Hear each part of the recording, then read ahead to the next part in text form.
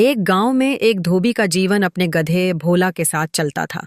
भोला चौकसी से कपड़े लेकर नदी तक जाता और मेहनत से अपने मालिक की सेवा करता। उसके कठिन परिश्रम के बावजूद गांव के लोग उसे बेवकूफ मानते थे, यह सोचकर कि वह केवल एक साधारण गधा है।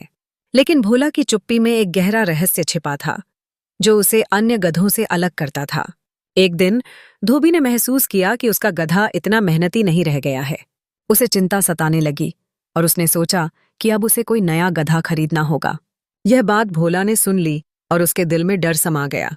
उसने जितना मेहनत किया था वो सब बेकार जा सकता था। इसलिए उसने ठान लिया कि उसे कुछ करना होगा ताकि वह अपनी जगह न खोए। अगले दिन धोबी कपड़े धोने की तैयारी कर रहा था। तभी नदी की ओर जाते समय उसे अचानक एक शेर की दहाड़ सुनाई दी। डर के मारे वह तुरंत एक झाड़ी में छिप गया।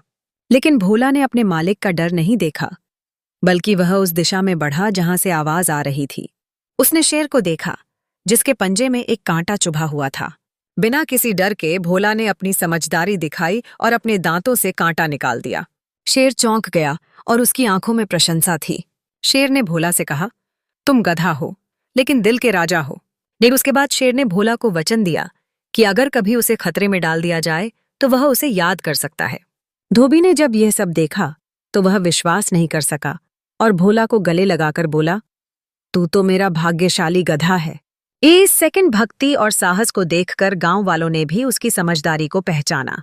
इस कहानी का सूत्र यह है कि किसी की बाहरी शक्ल या काम से मत आंको। असली समझदारी और बुद्धिमानी केवल दिल और दिमाग में होती है। भोला